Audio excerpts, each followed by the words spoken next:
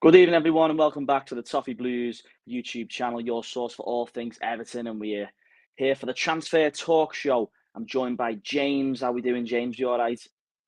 Yeah, not too bad, thanks, mate. Yourself? Yeah, not too bad, thanks, mate. So we'll just jump straight into it. The season is just starting to come up on the horizon now. I'm pretty sure players are back on the first, aren't they, for pre-season training? So with that, obviously, is coming the pre-season and all the rumours that go along with that. So let's start with the obvious one. Let's start with the one that it seems a little bit impossible to avoid at the minute, and it's the one I think we're all dreading, but the one I think, if we're being honest with ourselves, we're expecting, and that is Richarlison to Tottenham Hotspur. It looks like that deal's getting ever closer, and it could be within the next couple of days that we say goodbye to the Brazilian forward. So, James, obviously, it's been a bit of a worst-kept secret sort of scenario, hasn't it, for the last couple of weeks? We've sort of been bracing ourselves. So, what's your thoughts on the Richarlison situation? Because is it fair to say that it's something that we all expected? Yeah, I think so. I think everyone kind of knew that, didn't they? At the end of last season, we couldn't keep being as bad as we have been and expect to keep our best players. I think we said for years, haven't we, that at the end of the day, losing your best players might not be the worst thing because you're meant to get money in, reinvest it, buy a couple of good players, and then go again. But obviously, I think with us, that never quite happens. But it's one of them. It's easy at the time to say, okay, nice one, Charles, and you've kind of done everything you can for Everton now, and it's gonna be sad, but you have to respect who's probably going to leave this season. But now it's getting ever closer. The fact that it looks like it can be Tottenham as well is a bit of a kick in the teeth. Obviously, a bit disappointing, but at the end of the day, for him, he deserves to play Champions League football. He deserves to play for a team that are going to win titles and trophies and stuff like that. And that's where Tottenham, I think, are going to be headed. So you can't begrudge him, and it's just one of them. As you say, it's disappointing, and as upsetting as it might be, it was always going to happen, at the end of the day. And so long as we get good money for him, reinvest it wisely, and we'll hopefully the next Richarlison, the player we love the most, isn't far away. Yeah, exactly. You said there that it's something that we all probably expected. I think when Carlo Ancelotti left last year, I think there was a bit of talk about him going there, and he stayed with us for another year. I think on the assumption that maybe we'd improve and maybe we would be playing European football ourselves, but obviously that wasn't the case last year.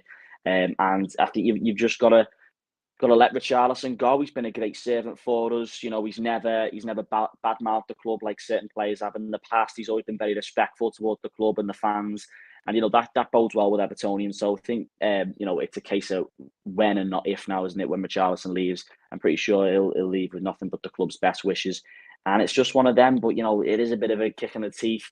We're going to the likes of Tottenham Hotspur, the side that maybe like we ourselves we aspire to be rubbing shoulders with the likes of Tottenham, but obviously it's just not really been the case for us in the last couple of years anyway. So the fee for Richarlison, I think a lot of people, the general consensus is they want 60 mil at least. What's your sort of thoughts on the transfer fee? Do you think we can expect to get 60 million, or do you think maybe that we might be selling for less, for more? Where do you think the fee is going to go? I mean, it's hard, isn't it? Because the ball's just not in our court at all. It's in everyone Yeah. else's court but ours at the minute, isn't it? I think 60 million. I mean, that's lower than his true value. It's certainly a hell of a lot lower than his true value to Everton. But I think, as we all know, when a team needs to sell a player, you can't sell him for how much you'd like to sell him for. It's got to be how much the club can physically get. And at the end of the day, clubs like Tottenham, they're going to play hard ball, aren't they? We've seen it with Levy down the years, and I'm sure they're going to get that fee as low as they possibly can. 60 million would represent just under maybe sort of doubling the profit we made on the initial fee. I don't know how much of the instalments have been paid, obviously, and over the time being, but I think quite a few of them were a little bit unrealistic and probably haven't happened yet either. So I imagine it's probably going to be around, sort of 20 million odd, sort in terms of profit, which is a massive shame because Charlton should be going for more than that. But just where we're at the minute, the fact that he's only got a couple of years left in his contract now as well, just kind of says that we're going to have to say, I think, this 60 million would kind of be, it's the minimum, as you say. If he gets anything above 60, I think you're getting towards being sort of happy with the fee. I think 70, 75 is probably around Richarlison's worth at the minute. But with all the other circumstances, I think 60 million, take that, reinvest it, and obviously, hopefully, it keeps FFP away from us, at least for the time being as well. So that's probably the most important thing in terms of the long term. In the short term, it's getting enough money to reinvest in one or two players who can make a big difference for the squad. Yeah, exactly. It is frustrating, isn't it, when we see, players like Rafinha from Leeds getting linked with £70 million plus moves to the likes of Chelsea. Obviously, that is a bit frustrating, but unfortunately, it's just the position that we're in. It is what it is, isn't it? We've been mismanaged in recent years, and as a result of that, then, as you said at the start of the stream, the ball very much isn't in our court. So if 60 million, I'm sure, uh, given the current circumstances, a lot of people would welcome that, but you can't help but feel a little bit disappointed considering how much of an important player he is for this Everton side. So obviously we're all prepared to lose Richarlison now, but a story that broke earlier on the week as well was that Tottenham potentially are looking at signing Anthony Gordon as well, and that would be a massive blow to lose him, wouldn't it? So what are your thoughts on these Anthony Gordon rumours? Do you reckon they've got legs in them, or do you reckon? I can't see Anthony Gordon leaving. I don't think he's quite the finished product yet to even be getting a game for Tottenham. I don't think it'd be a good move for him. And of course, he was one of our most creative and attacking players last season, and he's only 21, 22 years of age. So I can't really see us letting go of Anthony Gordon. What did you make of those Anthony Gordon stories that were coming out early in the week? Yeah, I thought it was interesting. It's interesting to see him getting linked with a move like that already. But as you say, he's not ready for that. Evertonians love him, but I think there's certainly weaknesses in his game, chinks in his armour. And as you say, he's at least another season away from being like, you can pinpoint the kind of player he is. He's at least a season away, I think, from putting out good output. I think we're at least a year away from seeing him fleshed out into his own sort of body. At the end of the day, I think we've kind of gone past an era now where I think teenage kids and sort of young 20-year-olds or 2021, they're kind of, I think that's kind of gone now. Don't think teams are hugely interested in them. I think teams now want 23, 24-year-olds because they know what they're going to perform. I don't think teams are massively interested in sort of developing players. So I'd be really surprised if Anthony Gordon left us this summer. I think obviously the rumours going around that he probably isn't going to leave this summer, which is obviously good for Everton. And you just hope that in a year's time we'll be in a much stronger position, sort of on and off the pitch. Obviously, you never know what it was like, but we'll see. It's interesting, as I was saying. I think it's must be sort of flattering a little bit for him, even if the rumours to be true that he's not that interested in moving at the minute. If that's correct, then it must be obviously interesting for him to see rumours like that. And at the end of the day, as much as he loves Everton, much like Richarlison, I think the fact that we are a million miles away from where we want to be at the minute is kind of going to be, it's going to test their resolve quite a bit, I think, especially if Anthony Gordon's got hopes of playing for England. Obviously, Richarlison's already got that, and I think if maybe there's a bit like a Jordan Pickford scenario where Anthony Gordon was getting into England squads, and maybe that would give us a bit more of a reprieve. But I think he's quite a way away from that at the moment, isn't he? So I don't think he Yeah, moved this summer, but we'll see. yeah, that's it, isn't it? It was an interesting one, but it could be a sign of things to come. Maybe if we don't up our game on and off the field. But, you look at Anthony Gordon, and you mentioned there, it's all about matching players' ambitions, isn't it? We've seen it in the past so many times where we just can't simply do that, and we've let some of our best assets go. You think back to players like John Stones, Romelu Lukaku, players like this. We just can't keep hold of these players, and we're seeing it again now with Richarlison. And if we don't up our game, like you just pointed out there, then we could be maybe this season, maybe next season, maybe in the season after that, we could be faced with losing an Anthony Gordon, and he's a player who's only going to improve. So that's really going to affect us if he does leave. But hopefully, we're a bit away from that happening yet. Just a little talk about some incomings now. I think we've accepted Richarlison's moving on. At the moment, it seems like that is the only outgoing that seems to have a bit of legs at the minute. We all know these rumours at this stage of the season can gather pace very quickly. But as of recording this video, the only real concrete player who looks like they're going to be leaving the club is Richarlison. But just in terms of incomings now, and we're going to stay with Tottenham Hotspur, is Harry Winks. Harry Winks is a player who's been attracting a lot of attention on social media with these links. Not an awfully lot of positive comments about this potential move. I'm struggling to get my head around this one. I think we need powerful players in the midfield, players who can get up and down the pitch, and I just don't. Winks. I don't want to write off players before they've kicked the ball, of course, but this seems to be a player who it looks like there's a good chance he could end up at Everton. So what are your thoughts on Harry Winks? Does this fill you with great excitement? Do you think this is the sort of player we should be looking at? No, massively not, to be honest. I mean, we discussed it with James on here a couple of weeks ago, and I think we sort of said the same that you did then. Everton need dynamic, powerful, athletic players playing central midfield. I think there could be a space for someone like Harry Winks, but I think you have to be a couple of years down the line with Frank Lampard, and he has to be confirmed he wants to go and play a sort of passing football, and we've got those legs around him, because he doesn't really bring legs, he doesn't bring goals, he doesn't bring assists, and what he does bring is that he's all right on the ball. I don't know how consistent he is with that.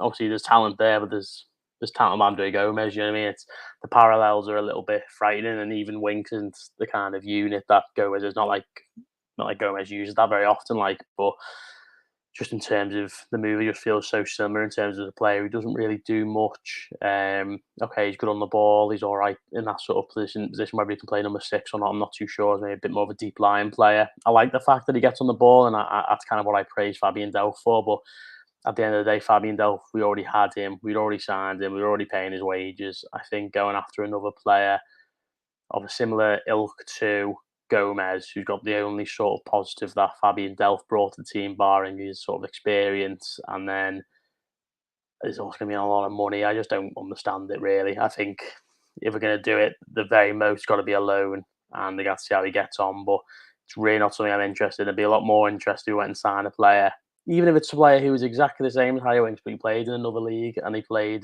was foreign. You'd be more interested, because you'd think there's more chance there. He hasn't had a chance in England before. But when it's someone who's just failed in England before, I just don't understand it, really. That's what I'm struggling with. As I say, we could go and sign the French or the Spanish or the Guinean Harry Winks, and it'd be like, this is kind of exciting, because you think there could be something a little bit different. But with Harry Winks, you know what you're getting, don't you? And you struggle to get excited by it. I think it would kind of be a move which kind of shows that we've not learned a great deal, and that would be disappointing to sort of kickstart what I hope is a new era. Yeah, that's the worry, isn't it? The sort of impression I'm in is that Tottenham are quite keen to get rid of him as well. So what does that tell you? I've seen a lot of talk. I'm sure you have as well in the last couple of weeks on social media that we need to stop, signing other big 6 team rejects, and because they're not doing it for them. So why would they do it for us? Why are we accepting that sort of mediocrity? If the move is to go through, then I completely agree. I think it has to be a loan. There's talk that Tottenham are demanding upwards of 20 million for him. I think that would be an absolute disgrace if Everton paid that. Almost a third of the rumoured Richarlison fee. That would just be a disgrace if that gets blown on Harry Winks. But again, like you said, you can just never tell with this club, can you? And only time will tell on that one. But Harry Winks is a player who has been quite strongly linked with Everton. Probably the strongest linked player coming in since Tarkowski. Obviously, that's a done deal. But this is the next sort of player coming in that seems to not be going away, the Harry Winks talks. Just sticking with Tottenham again now, there seems to be a lot of talk going on between Everton and Tottenham. There was talk that the Richarlison, a bid went in for Richarlison yesterday. I think it was 25 million plus Steven Bergwijn. Now, this is an interesting one. People don't really seem convinced with him either, Bergwijn. There's talk about him maybe going to Ajax. He's another one. I think there's a player in there, but again, he's not really set the world alight for Tottenham. He's another player who Tottenham seem quite keen to get rid of. Where do you sort of stand with the Bergwijn links? Yeah, I think that would just kind of, again, sum it up a little bit. We're going for a player who, or we're being offered a player who I don't see many similarities to him and Richarlison, whether it be the fact that he is an out-and-out winger. He doesn't have that sort of energy, that sort of tank that Richarlison does, that drive. You're losing a massive character, and you're bringing someone in who he's barely made a peep, really, has since he's come to England. I think he's scored 8 goals for Tottenham in 2 and a bit seasons. So that's a massive, massive worry. I just have no interest. Again, someone like that on like a loan deal, I'd probably say that's okay, depending on what the wage structure was or whatever. Just someone to give a chance to and someone to give options for, that'd be fine. But to replace our star player with someone who, again, another Premier League team are desperate to get rid of, Everton have got to be going and buying the best players from Premier League teams at this moment in time. I think in terms of sort of when they're replacing Richarlison with them, certainly I couldn't get my head around it. Again, if it's anything like 20-25 million plus a player Tottenham paid sort of 25, 26, 27 million for, whose stock has only plummeted since he's come to England, just makes no sense. I reckon if he went to Ajax, I think the fee I saw was about 12 million. So that'll be Everton sort of making 32, 33 million off a player who is their best player, signing a player who's the fourth or fifth choice winger at Spurs, which just is madness. I can't really see that happening, to be totally honest with you. I think I'd be quite surprised if Everton were to swap a cash plus Richarlison deal for Bergwijn. I say you can never say never with Everton, but yeah, I think whilst we're still working on our last Tottenham sort of reject in Dele Alli, I think it's best not to bring another one in whilst we're still trying to work him out. So I'd steer well clear of any Tottenham players that Tottenham don't want, because certainly permanently anyway, because I just don't see why Everton would want to do that. It shows no invention, no imagination, and again, it'd just be massively worrying.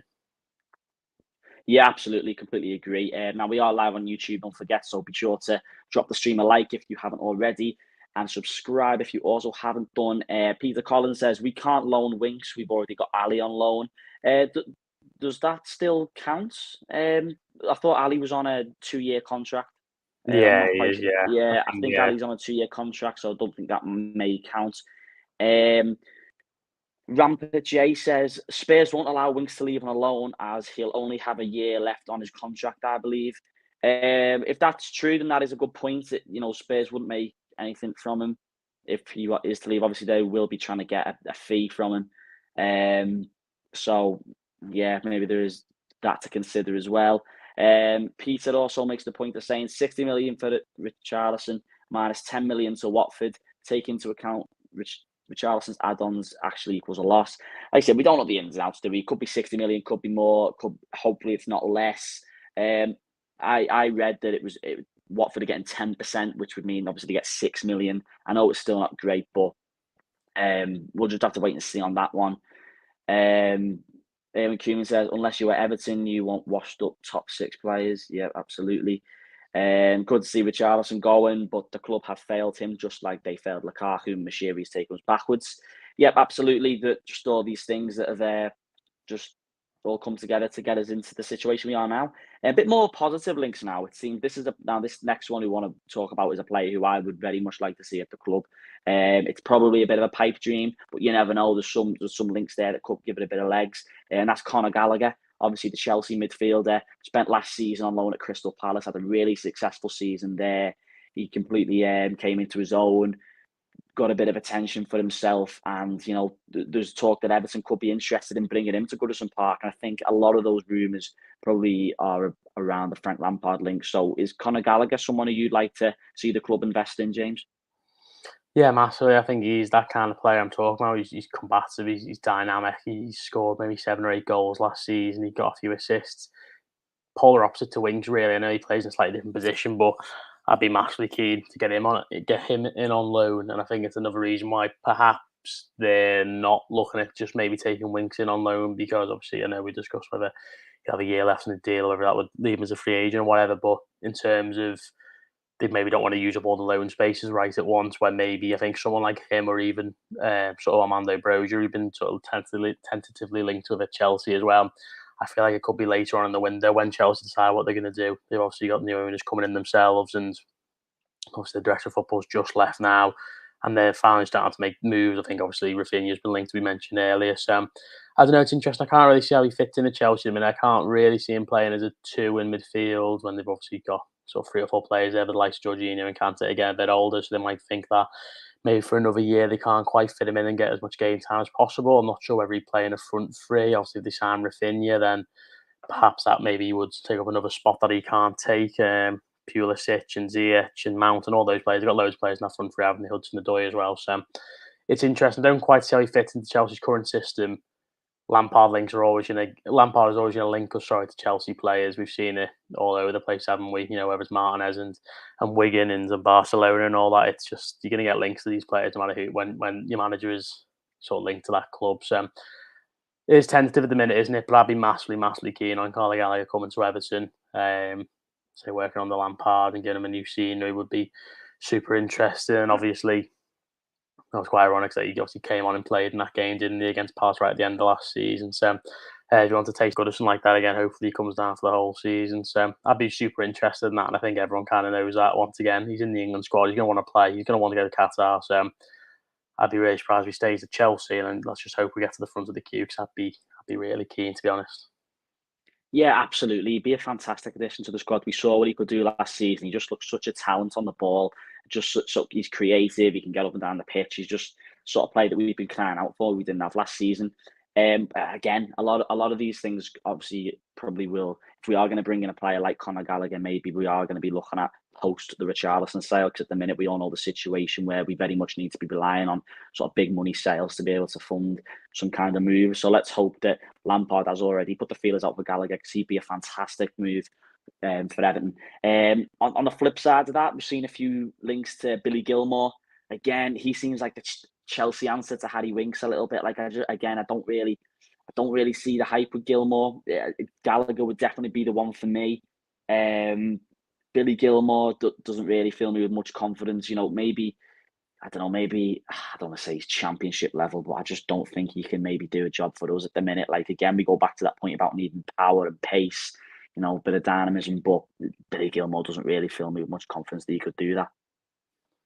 No, yeah, so I think he has got a sort of similar skill set to Winks. I think the thing with Gilmour is that he's obviously a bit younger, so it's interesting that he's not had a massive chance. But he did go to Norwich last year, and he had a really, really tough time there. I saw a report yesterday he was getting booed off by Norwich fans at times during the season because he's had a bit of a stinker here, which is obviously a bit of a creature of his own surroundings and stuff. Norwich were really bad as well, obviously not just him, but.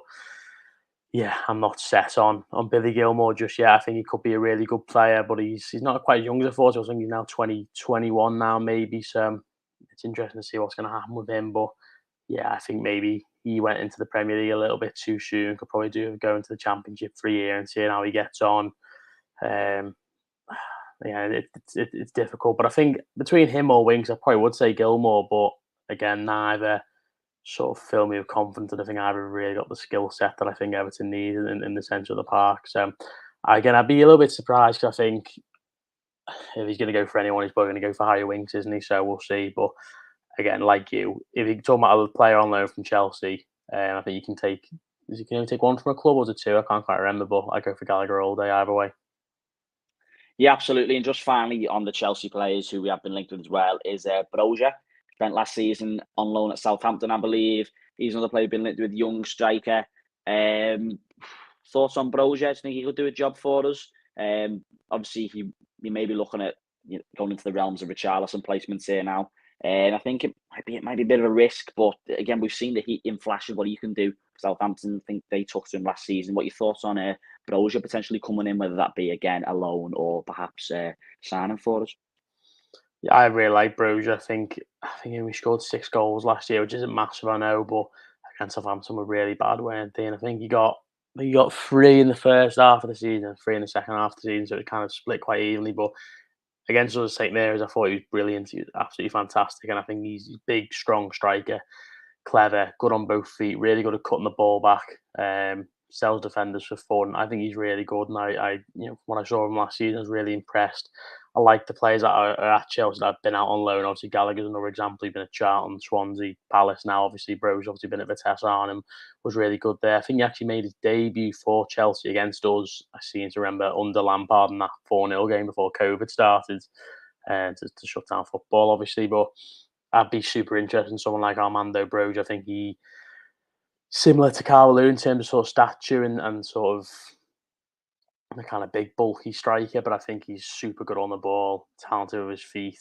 I'd be really interested in Armando Broja. And again, he's going to kind of be thinking if he's not getting in now, they're going to sell Lukaku. If they bring in another big striker, then they've already got Havertz there, Werner as well. You're not sure where they're going to end up playing. So you might think it's time for him to move on potentially as well, go play some football, keep a buyback clause or something like that for him.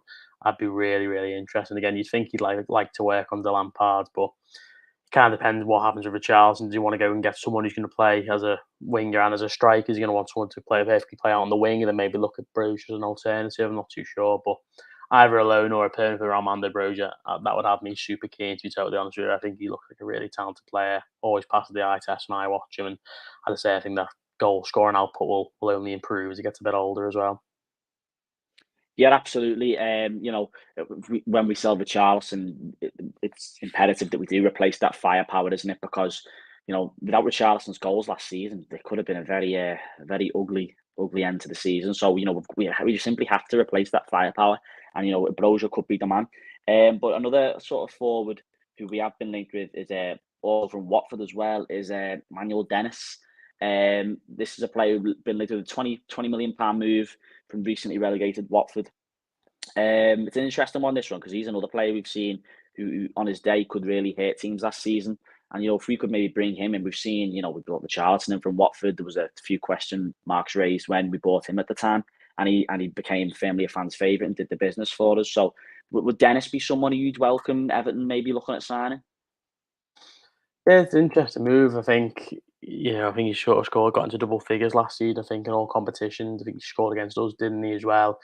Did go missing for a big part of the second half of the season. I think if they kept him for the whole season, I'm not saying they would have stayed up, but I think they would have had a better chance. They would have made a better fight of it, at least, I think, probably. So I can't say I've seen a great deal of him, only against us, really. So I don't know if I've majorly watched him, but obviously it's interesting when you see a player come into the league and you see him popping up on the score sheet sort of every other week, it feels like, and it is quite interesting because it makes you think that they've adapted to the league quickly and they should only get better. I think Watford only paid a few million quid for him as well, and it was a kind of a case of who can sort of get the best out of him, because I don't think he'd quite done that over in Belgium, and I think I played in Spain as well for a bit, so it just had never quite happened for him, and I think it's quite interesting to see what the future holds for him. I think 20 million is a lot of money for players who only had one season. Watford and Everton, obviously, as you mentioned, they have not got the best of relations, so it'll be interesting to see how much they want to get out of us. I did read 18 million could get the job done earlier, which is interesting. So he's just someone I'd look at for sure. He's someone that I think it looks like a decent player. He scored a few goals last year, as I say, but I can't say I can really comment on his sort of style of play. But anyone who's trusted in the Premier League and scored a few goals, I'd be interested in. So I think if the price was right, he could be an able sort of replacement for Richarlison, hopefully. Definitely more able than someone like Steven Bergwijn, anyway, as far as I'm concerned. Yeah, and just moving on now as well, a player who Everton look like they may have missed out on is Keane Lewis-Potter. There's some reports today that he is very, very close to finalising a move to Brentford.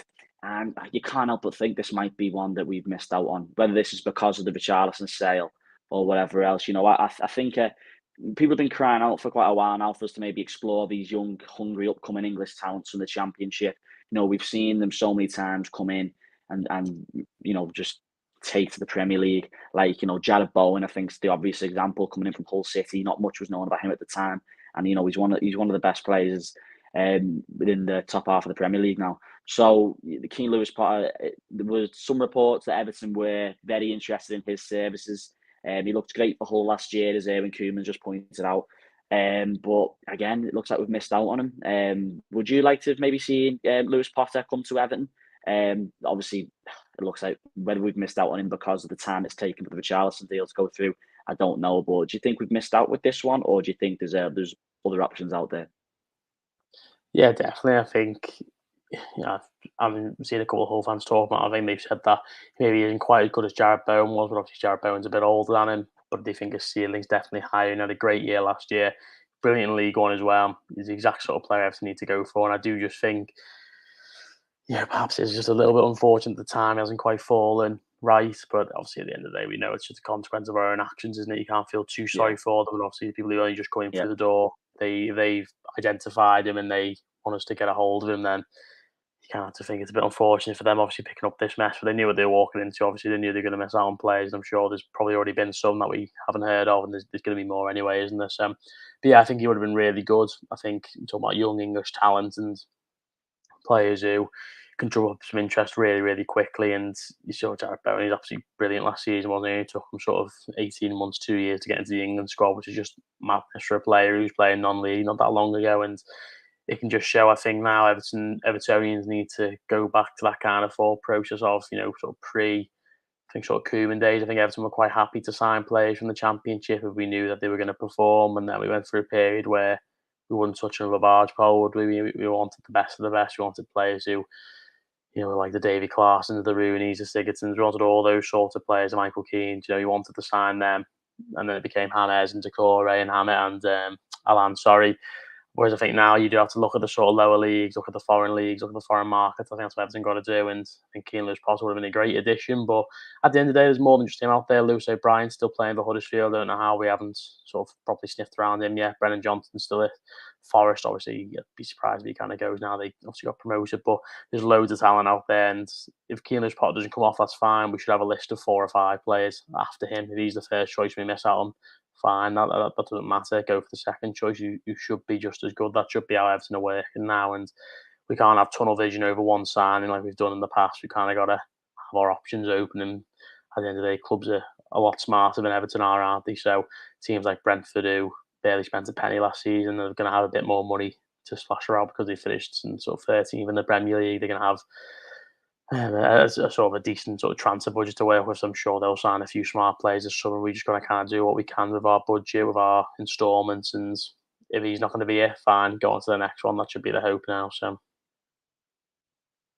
Yeah, it'd be a tough one if we miss out on Lewis-Potter again. Like you said there, it's the sort of market that Everton should be looking into. But as you rightly pointed out, if Everton are going to be run like a proper football club, we have to expect that they do have a list drawn up where they can go the second best and third best, whatever, and they should be players of a high caliber. Just finally on individual players now is and this is another one who's been linked a few times. This is a sort of rumor that it for a few days it heats up and then it cools down. Zinchenko from Manchester City. If he was to make the move, there's talk that he might be playing in that midfield role because obviously we have a very capable fullback in Vitaly Mykolenko, fellow Ukrainian. So if we could maybe get this sort of move over the line, this would be a sign that would give me a bit more confidence because he's not necessarily a Manchester City reject. He gets a decent amount of game time for them. Very, very able player. Obviously can do a job in midfield as well as left back. So we could be providing cover for Vitaly Mykolenko if needs be as well. So would you be happy to see a player like Zinchenko make the move?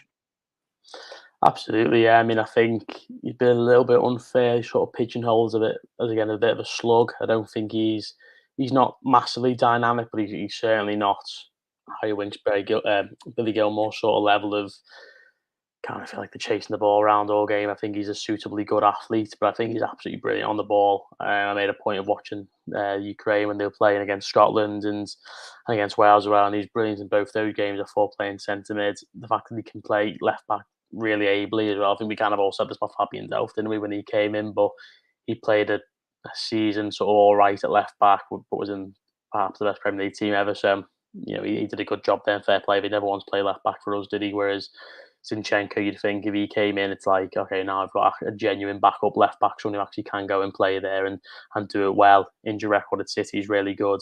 Desperate to play centre mid. He'd be a perfect stepping stone player because I think if he came towards Everton would say, look, come to us, play well for 2 years. You're still sort of in your mid-20s, you're still a decent age and a much better club or a much sort of better club than they can kind of come in for you, and that'd be fine. Everton need to start signing players that they can sell on for decent money in a couple of years' time, not players that you have to hold on for and eventually get an all right sum for. You can't have to be proactively thinking, come in now, play for a year, 18 months. If you play well, another club are going to come in for you, and that's not an issue. I'd be all over Zinchenko and get him for a decent fee. I think Wolves had a bid accepted, I think, of 16 million a couple of seasons ago when he was sort of playing exclusively at left back. I don't think he wanted to go. So it'd be interesting how much his price has gone up in the intermediate period, because I think people have now seen he's a very able centre mid. Obviously, he was signed as centre mid, wasn't he? But he ended up just playing left back because he was left footed, I think, namely, and obviously he's a good footballer. So I'd be really interested. City don't need money. They're not going to kind of be haggling us massively. I think if they can sell a player for 20, 25 million, they don't sell players for massive amounts over there, do they? So I think they kind of be quite happily sort of take that big profit on him. So I'd be all over Zinchenko. And I think that would kind of be our number 8 role filled with a really talented footballer as well. Yeah, that's the thing with Zinchenko, isn't it? You made some good points there about how he's not a top 6 reject as such, if you like. He played an important part in Manchester City sides in recent seasons. He's still relatively young, so it's not going to be a sort of scenario where a player comes to put the feet up and get like a nice last paycheck. I'm sure for his age, he still has ambitions to play at the top of the game. And, like you said, as a stepping stone, I think Everton could represent a great opportunity for Zinchenko to come and maybe reignite his career again. And, he's got a lot to prove, I think. And I think, you've got the link there with Vitaly Mykolenko as well. We've seen the scenes when we played Manchester City last year. They seem to have a bit of a connection themselves. So that would be a deal that would be very welcomed, I think. That would be a really good deal for Everton to get over the line. If we could get Zinchenko into the club and, maybe play him in that sort of number 8 role like you alluded to there, that would be a good step in the right direction, I think. Whether it happens or not, that remains to be seen. A lot can happen, but it's definitely a name that hasn't gone away. I think that's fair to say. It's a name that isn't going away. There seems to be quite frequent rumours about him. So if that move can come off, that'd be a great move, and I think it would be a step in the right direction, as I say. So yeah, just some just general Everton news now is there something just before we went live. The story that started to emerge was that there was talks that Jordan Pickford is actually in talks for a new contract at Everton. His current deal expires in 2024. So what's that? The season after next, or next season if we're calling this season.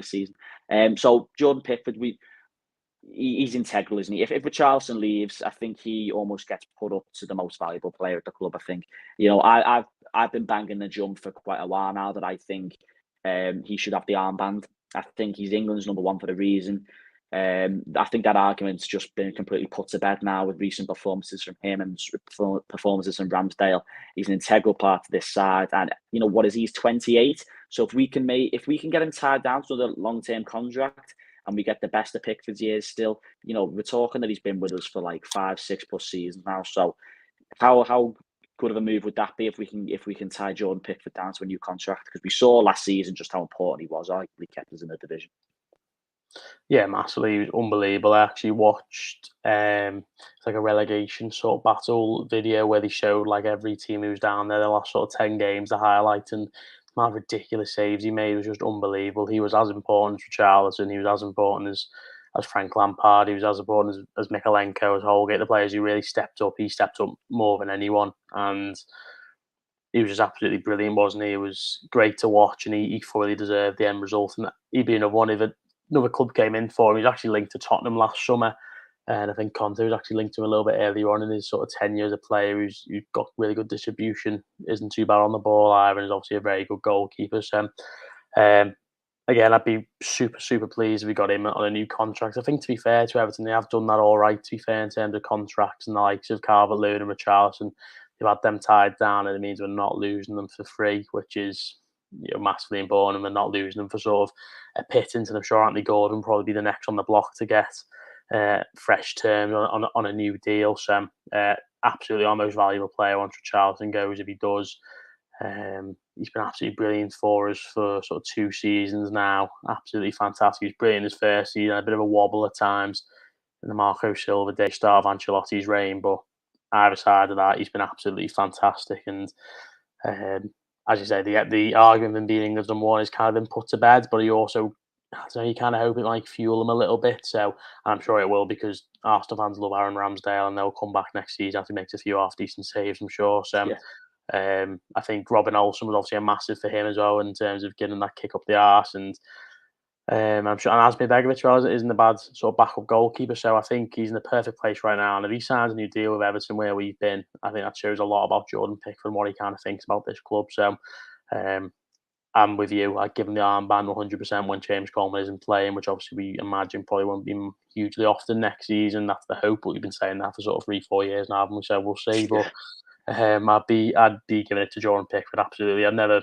really that bothered about a goalkeeper having the armband, but I think for Pickford, leads by example, and that's the biggest thing a captain can do as far as I'm concerned, assuming he doesn't mind doing all the other things off the pitch and what have you. But yeah, I'd be all for Jordan Pickford having the armband, and if he signs a new deal, that could be Everton signing of the summer by the end of it. Yeah, definitely, because he was one of those players, wasn't he, at the back end of last season, where we were sort of, you put sort of Richarlison, Calvert-Lewin and Pickford in the same bracket as Everton's sort of big name players, if you like. And for Jordan Pickford to leave, that would be hugely damaging to the club, because we saw just how important he was and how many points he actually won us last season, which eventually resulted in us staying in the Premier League. So for him to stay, like you mentioned there, James, I think it says a lot about him as well, given the situation we were in last year. A lot of the criticism that he's faced, what the players have faced, and rightly so. And for him to stay and obviously believe in Frank Lampard and believe that the club can and will get back to a good place one day and get to the good direction, then it says a lot about him. And I think absolutely it warrants him having the captain's armband. So we'll see on that one. But yeah, Jordan Pickford potentially being linked with a new contract for the club, and as you've said, that could be a massive signing this summer in itself. So yeah, just finally, just before we start wrapping things up, of course, if you are watching, please be sure to drop the stream a like and subscribe to the Toffee Blues if you haven't done already. Obviously, we'll just finish by talking about the sort of elephant in the room, if you like. It's obviously this takeover talk, which seems to be quite seems to be picking up a bit of pace recently. A lot of talk today that takeover could indeed be complete by the time that Everton do play against Minnesota on the 21st of July. It seems it definitely has legs. Absolutely, it definitely has legs. It's not just on the grapevine anymore. There seems to be some concrete interest in all this. So what do you sort of think about this takeover, and what could this mean for Everton? Could it provide transfer funds for us? Is it gonna be? Will it come off on itself? Is there other people kicking about? What do you think? I mean, it's interesting. I'm not sure what it's going to do in terms of funding because I think FFP is going to kind of stay the same. But obviously, if Usmanov obviously going for obvious reasons, if he can then bring in someone else who's going to buy naming rights, who's going to sort of sponsor training grounds, kits, sleeve sponsors, all that sort of stuff, that will all help. At the end of the day, having someone come in with fresh ideas, a fresh slate, I think we've kind of gone to the end of the road with Mishiri. I think we're a tanker, aren't we? I don't think he's going to be the one to turn it around. Obviously, there's the controversies about who these fellas are and what they bring and all that. I haven't really got involved in. I'm not too sure what all the stuff is, to be honest. I need to have a proper look, but it's hard to say. And I think I'd approach with a little bit of trepidation because you just never quite know what an owner's going to do. Whether they're going to completely strip funding, whether they're going to kind of really go for it, whether it's going to be Machete 2.0 and they're kind of going to be all the gear, no idea. You're never really sure, are you? So I think I kind of see how it goes. I think we're not out of the woods with FFP yet, but whoever comes in, they've got to get rid of Bill Kenwright, they've got to get rid of Denise Barrett-Baxendale, and they've got to back Kevin Farewell, and they've got to back Frank Lampard. And I'd say most importantly would be backing Farewell, because if Farewell at the end of the day says in 3 months' time, 4 months' time, to not work with the manager, you can have to move him on, just back him, back whatever he wants to do. I think he kind of seems to have got the youth set up in a much better shape, which is really good. But I think the hierarchy, there's still issues there. And I think someone fresh to come in and just say, yeah, it's time to go for 4 or 5 of the big names upstairs. So move them on, bring new people in, finish this strategic review, whatever that's ever meant. I'm never too sure, but get that all finished. That would be what excites me most, because as I say, we can't just go and sign whoever we want now. It's kind of got to be, this is a new Everton. We'll start from the ground up. Might be tricky first couple of years, but that's fine. So long as Everton Football Club survives, there's clear water ahead. We just got to go through the choppy bits first, I think. So we'll see how it gets on. But yeah, it is super exciting. And we need to get it kind of done as soon as possible, because, as you say, already listening out on Keane Lewis-Potter by the looks of things, that could be a sort of familiar story if we keep dawdling on this one. So yeah, hopefully they get sorted, clean slate, gives the club a lift, and we'll see what kind of promises they make and whether they sort of fulfill them. So we'll see. But yeah, exciting times. Yeah, it is, isn't it? You mentioned Kevin Farewell there. He's already made some positive moves already in his time being at the club. He sort of came in under the radar a little bit. Not a lot was made of it, but obviously in recent weeks we've seen him starting to put his impact on the club. He's completely restructured the academy and that side of things. There was talk today about him maybe introducing a better or reformed wage structure at the club to ensure that we don't get into these messes again. But just on Farhad Mashiri, I saw a tweet the other day. It said sort of like, he came in with the best intentions, and I'm sure he did. And for what he did with the stadium, you can never take that away. But the football side of things has just been an absolute disaster. And I think maybe with how these reports have sort of gathered momentum recently, I think he probably maybe knows that as well, and he's willing to cut his cloth. So if this consortium does come in, then you've got to hope that maybe this is going to be run a slightly different way. As you pointed out there, all the people who have overseen the sort of stagnation of Everton Football Club recently, like the Bill Kenwrights, Barrett-Baxendales, all these, there just needs to be a complete clean slate.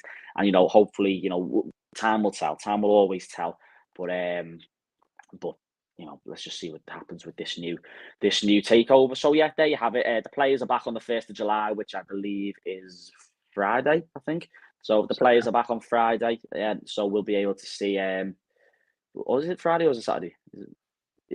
No, I've been away. I thought I looked at the calendar, so yeah, Friday. So I think it's Friday. So the players are back then.